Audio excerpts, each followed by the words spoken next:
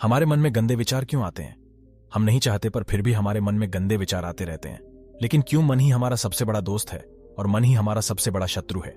जब हम अपने मन के हिसाब से चलते हैं तो मन हमें भटका देता है, और जब हम मन को संतुलित कर लेते हैं तो हम अपनी जिंदगी में सब कुछ कर लेते हैं। हम हमारे मन में आने वाले गंदे विचारों को रोकने की कोशिश करते हैं, पर जितना हम रोकते हैं उतने यह विचार हमारे अंदर प्रवेश करते जाते हैं। आप जिस चीज से जितना दूर भागोगे उतना ही वह चीज आपको अपने पास ले आएगी। इसीलिए उस चीज से भागो मत, उस पर संतुलन कायम करो। एक बार एक युवक गौतम बुद्ध के पास आया और गौतम बुद्ध से बोला कि है बुद्ध, मेरे मन में इतने गंदे विचार क्यों आते हैं? मैं नहीं चाहता कि मेरे मन में गंदे विचार आए, पर मेरे मन में हमेशा काम वासना के विचार चलते रहते हैं और मैं इनके बारे में सोच सोच कर बहुत परेशान हूं। मेरी ऊर्जा और समय यह सब सोचने में ही नष्ट हो जाता है और इन सब के विचारों की वजह से मैं कभी भी शांत नहीं रह पाता और मैं हमेशा ही स्त्रियों को देखकर मोहित हो जाता हूं। अपने आप को रोक ही नहीं पाता। बुद्ध मुस्कुराए और उन्होंने उस युवक से पूछा, क्या तुम्हें पता है यह काम वासना होती क्या है? फिर लड़के ने उत्तर दिया और कहा, बुद्ध, मैं यह तो नहीं जानता कि काम वासना होती क्या है, पर हाँ, ये जो भी है बहुत बुरी चीज है। फिर बुद्ध ने उस युवक से कहा कि सबसे पहले तो तुम्हें यह समझना है कि प्राकृतिक रूप से जो भी चीज हमारे अंदर है वह बुरी नहीं है। हमारे जीवन में उसकी कुछ ना कुछ जरूरत है। वासना कोई बुरी बात नहीं है। ये तो हमारे मन की एक भावना है जो हमें किसी ना किसी चीज की कमी का एहसास करवाती है और फिर हम उस चीज को पाने के लिए उस चीज की तरफ आकर्षित हो जाते हैं। जैसे अगर तुम्हारे पास धन की कमी है तो तुम में धन पाने की वासना उत्पन्न हो जाएगी। तो वासना कुछ और नहीं, बस एक प्रकार की कमी है जो कि एक प्रकार की जरूरत का एहसास है, और जब यह जरूरत शारीरिक हो तो हम इसे काम वासना कह देते हैं। युवक ने गौतम बुद्ध को कहा कि बुद्ध, मुझे काम वासना का मतलब तो समझ में आ गया, पर आप मुझे यह बताइए कि यह आती कहां से है, कैसे आती है? यह गौतम बुद्ध ने कहा कि काम वासना कहीं से आती नहीं है, यह तो हमारे अंदर ही होती है और इसका होना तो जरूरी भी है, तभी तो मानव जाति का विस्तार होगा। युवक ने कहा, जब यह हमारे अंदर ही है और जरूरी भी है तो फिर लोग इसे गलत क्यों बोलते हैं? बुद्ध ने कहा कि यही तो समस्या है। लोगों ने काम वासना को गलत तरीके से सोच लिया है, इसे छिपाने की, दबाने की कोशिश करते हैं। काम वासना गलत नहीं है, बल्कि काम वासना का गलत तरीके से प्रयोग करना गलत बात है। लोग जिससे प्रेम करते हैं बस उसी के लिए जीने लग जाते हैं, उसे पाना ही अपना लक्ष्य बना लेते हैं और उसी के बारे में हमेशा सोचते रहते हैं, पर यह सब गलत है। बुद्ध ने योग से कहा, क्या तुम्हें पता है जानवरों में भी काम वासना होती है? युवक ने उत्तर दिया, हाँ, बुद्ध, जानवरों में भी काम वासना होती है, क्योंकि जानवर भी तो आखिर अपनी पीढ़ी को आगे बढ़ाएंगे। बुद्ध ने कहा, तो फिर हम जानवरों की काम वासना को गलत क्यों नहीं कहते? युवक ने कहा, मुझे नहीं पता महात्मा, आप ही मुझे बताइए।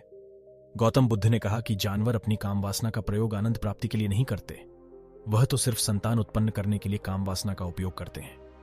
जानवरों को प्रकृति ने इतनी समझ नहीं दी कि वह काम वासना को अपने सुख का आधार बना सके, जबकि मनुष्य अपनी समझ के बलबूते पर प्रकृति में पाई जाने वाली प्रत्येक वस्तु को अपने सुख के लिए अपने प्रयोग करता है। हम इंसानों ने ही काम वासना को अपने सुख का साधन बना लिया है, जबकि प्रकृति ने तो हमें अपने वंश को आगे बढ़ाने के लिए दिया था, लेकिन इंसानों ने इसे अपने जीवन का परम लक्ष्य बना रखा है, और इस तरह से काम वासना का बेलगाम हो जाना गलत है। युवक ने बुद्ध से पूछा, महात्मा जी, ये काम वासना हम पर हावी क्यों होती है? क्यों ये बेलगाम हो जाती है? तब गौतम बुद्ध ने कहा कि सुनो, अब जो मैं तुम्हें बताऊंगा उसे तुम ध्यानपूर्वक सुनना। काम वासना का सारा खेल तुम्हें समझ आ जाएगा, तुम्हें तुम्हारे सारे सवालों का जवाब मिल जाएगा, बस तुम्हें ध्यान से सुनकर समझना है।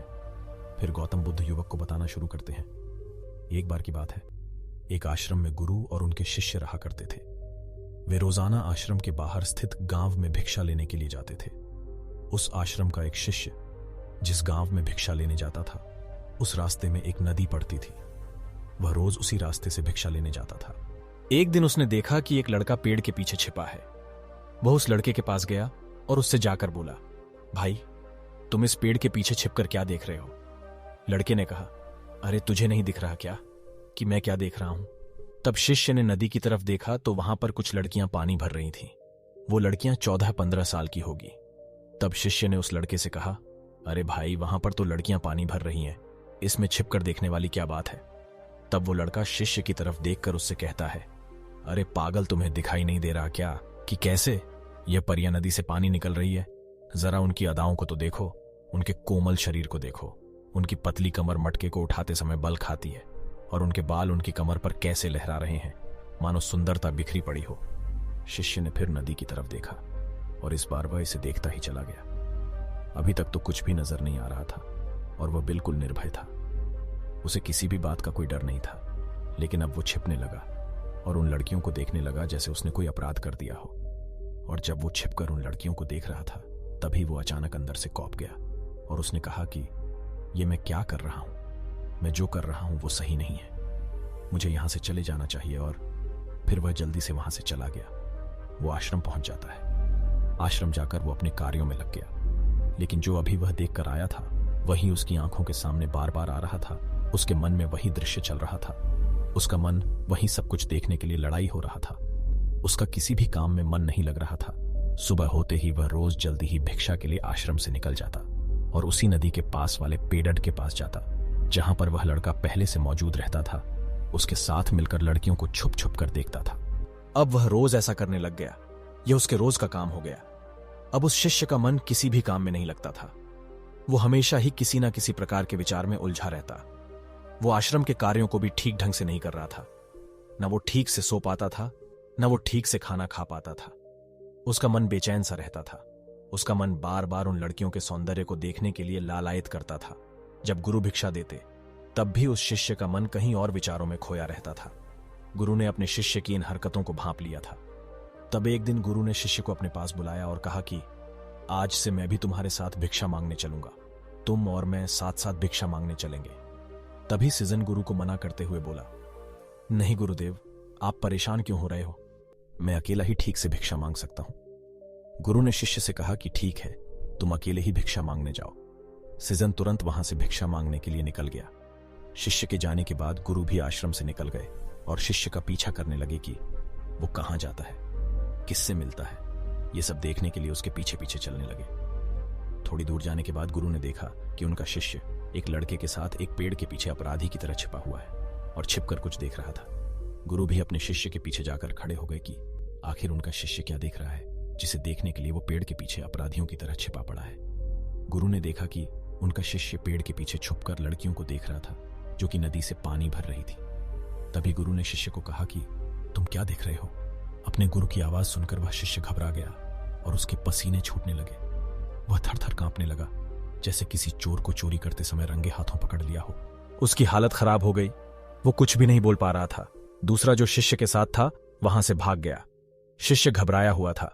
उसके मुंह से कुछ टूटे फूटे शब्द ही बाहर निकल रहे थे।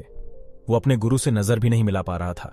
गुरु ने शिष्य की तरफ देखा और कहा कि मेरा शिष्य तो निर्भय था, उसे तो किसी भी चीज का डर नहीं था, लेकिन ये क्या, तुम तो डर के मारे कांप रहे हो। शिष्य ने गुरु से कहा कि मुझे माफ कर दो गुरुदेव, मेरा इसमें कोई दोष नहीं है। उस लड़के ने मुझे बहका दिया था, लेकिन आपसे मैं वादा करता हूं कि आज के बाद मैं ऐसा कभी दोबारा नहीं करूंगा। मुझे माफ कर दो गुरुदेव। गुरु ने शिष्य से कहा कि कोई बात नहीं, पर इस बात का तुम ध्यान रखना कि हम जैसी संगति करते हैं वैसा ही फल हमें प्राप्त होता है। हम जैसी संगति करते हैं उसके विचार हमारे अंदर प्रवेश करते हैं। इसीलिए अच्छी संगति करो जिससे तुम्हारे अंदर अच्छे विचारों का प्रवेश हो। फिर गुरु और शिष्य आश्रम लौट आए और फिर से शिष्य आश्रम के कार्यों पर ध्यान देने लगा। उसने उस रास्ते को छोड़ दिया और दूसरे रास्ते से जाने लगा।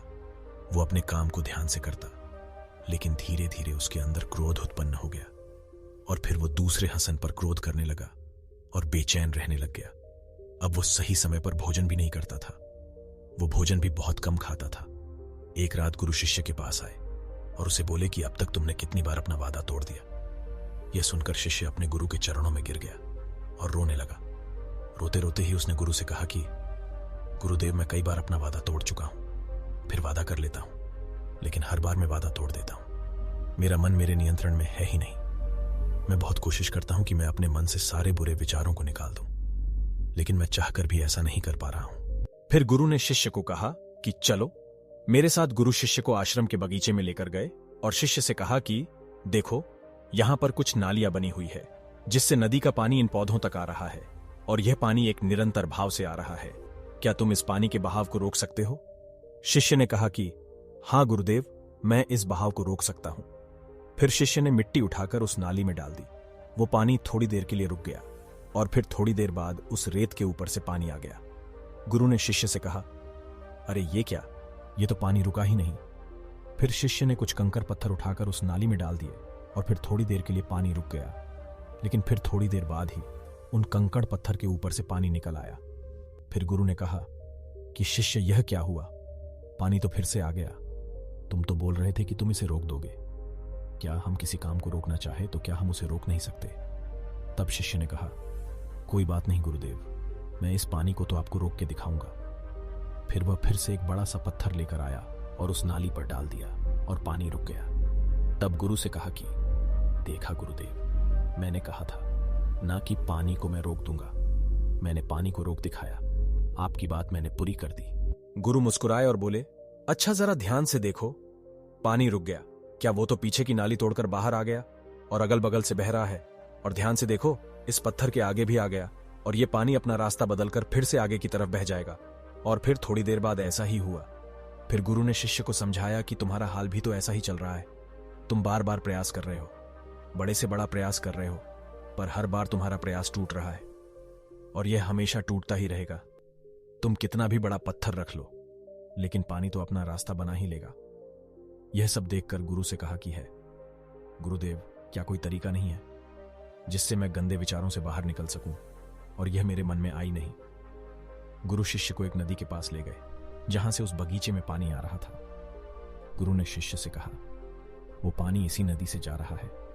अगर हम यहीं से उस रास्ते को बंद कर दें जहां से पानी बगीचे में जा रहा है, तब क्या हम पानी को रोक नहीं सकते? शिष्य ने कहा कि हाँ गुरुदेव, अवश्य ऐसा हो सकता है।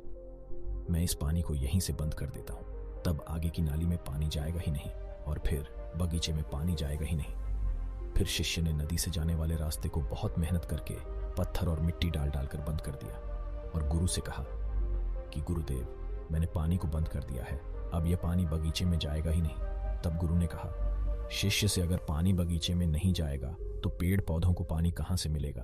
उन पेड़ पौधों को तो पानी की आवश्यकता है और उन पेड़ पौधों में कुछ पेड़ पौधे तो ऐसे हैं जिनको रोज पानी की आवश्यकता है। वह तो मुरझाकर मर ही जाएंगे, उनका क्या होगा? पानी तो हमें खोलना ही होगा। शिष्य ने गुरु की बात सुनकर वापस नदी से जाने वाले पानी का रास्ता खोल दिया।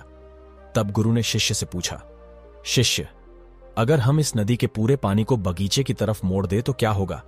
तब शिष्य जवाब दिया कि गुरुदेव, वहां पर जितने भी पेड़ पौधे हैं वो गलकर नष्ट हो जाएंगे, वहां पर कुछ नहीं बचेगा। फिर गुरु मुस्कुराए और बोले, तुम इस बात को समझो कि हमें किसी भी चीज को रोकना नहीं है, बस हमें हमेशा संतुलन बनाए रखना है। कम पानी से भी पौधे नष्ट होते हैं और ज्यादा पानी से भी पौधे नष्ट होते हैं। हमारा जीवन संतुलन से ही चलता है। गुरु ने शिष्य से कहा कि अगर मैं तुम्हें कुछ कहूं कि तुम आम के बारे में मत सोचो, तो तुम्हारे मन में सबसे पहले किसका चित्र आएगा? शिष्य ने कहा कि गुरुदेव, मेरे मन में तो पहला चित्र आम का ही आएगा। गुरु ने कहा कि जब हम गंदे विचारों को जबरदस्ती रोकने का प्रयास करते हैं तो वह और मजबूती के साथ हमारे अंदर प्रवेश करते हैं, हमारे अंदर उठते हैं। इसीलिए हमें उन्हें कभी भी दबाने की कोशिश नहीं करनी चाहिए। फिर गुरु ने शिष्य को जाते हुए कहा कि हमारे गंदे विचार बुरे लोगों की संगति करने की वजह से भी आते हैं। कई बार क्या होता है कि कामुकता हमारे अंदर होती नहीं है, लेकिन कुछ अश्लील लोगों के साथ रहने की वजह से ये हमारे अंदर हावी हो जाती है। फिर शिष्य ने कहा कि गुरुदेव, आप सही कह रहे हैं, मैं अपने मार्ग से भटक गया था। फिर वो शिष्य उस रात बहुत ही चैन की नींद सोया। सुबह अपने कार्यों को पूरे मन से किया और फिर सुबह वो भिक्षा लेने के लिए उसी रास्ते से गया जहां वह लड़का आज भी पेड़ के पीछे छुपकर उन लड़कियों को देख रहा था। वो शिष्य नदी पर गया जहां वह लड़कियां पानी भर रही थीं। उसने उन लड़कियों से पानी मांगा। उन लड़कियों में से एक लड़की ने उसे पानी पिलाया और उस सन्यासी शिष्य के चरण छुए शिष्य ने उसे आशीर्वाद दिया कि तुम्हारा कल्याण हो। शिष्य का मन सकारात्मक ऊर्जा से भर गया। उसके चेहरे पर मुस्कान आ गई थी, जैसे कि उसे कुछ खोया हुआ वापस मिल गया हो। वह वापस अपने रास्ते से जाने लगा। तभी पीछे से वह लड़का आ गया जो पेड़ के पीछे छुपा हुआ था। वह शिष्य के पास आया और बोला कि क्या बात है, आज तो तुमने नजदीक से दर्शन कर लिए, तुम तो मुझसे भी आगे निकले। तब शिष्य ने कहा कि हम हमेशा दूसरे के दर्शन करने में ही व्यस्त रहते हैं, अपने दर्शन कर ही नहीं पाते। तुम कब तक इस पेड़ के पीछे छुपते रहोगे? किसी को पसंद कर लो, उससे बोल दो। अगर वो भी तुम्हें पसंद करती है तो शादी कर लो, और उससे पहले तुम कुछ बन जाओ। अपने आप को पहचान लो, ऐसे अपना समय बर्बाद मत करो। फिर वह लड़का रोज उससे मिलने लगा और उस लड़के ने नदी पर जाना छोड़ दिया। और फिर वो लड़का अपने जीवन में कुछ बनने के लिए संघर्ष करने लगा। तो तुमने देखा संगति का असर क्या होता है। अपनी संगति बदलो, अपने विचार बदलो। बुद्ध ने युवक से पूछा कि क्या तुम्हें तुम्हारे सारे सवालों का जवाब मिल गया? तब युवक ने कहा कि हाँ महात्मा जी, आपका बहुत बहुत धन्यवाद। तब गौतम बुद्ध ने युवक से कहा कि जब तुम्हारे मन में गंदे विचार आए तब आप अपने आप को दोषी मत मानो, ये शरीर है और यह सब इसने हजारों वर्षों से सीखा है। एक केवल तुम्हारे सोच लेने से, शपथ लेने से ये टूटने वाला नहीं है, लेकिन तुम्हारे पास वो शक्ति है, वो ऊर्जा है जिसका तुम्हें संतुलन उपयोग करना है। तुम एक जीवित ऊर्जा हो जो कुछ भी अनुभव करने के लिए स्वतंत्र है, जो निर्माण करने के लिए स्वतंत्र है। इसीलिए तुम अपने आप को पहचानो। यह बोलकर गौतम बुद्ध मौन हो गए और वो युवक वहां से चला गया। तो साथियों, उम्मीद है कि आपको इस कहानी से जरूर कुछ सीखने को मिला होगा। ऐसी ही और प्रेरक कहानियां सुनने के लिए चैनल को सब्सक्राइब जरूर करें। इजाजत चाहता हूं। नमो बुद्धाय।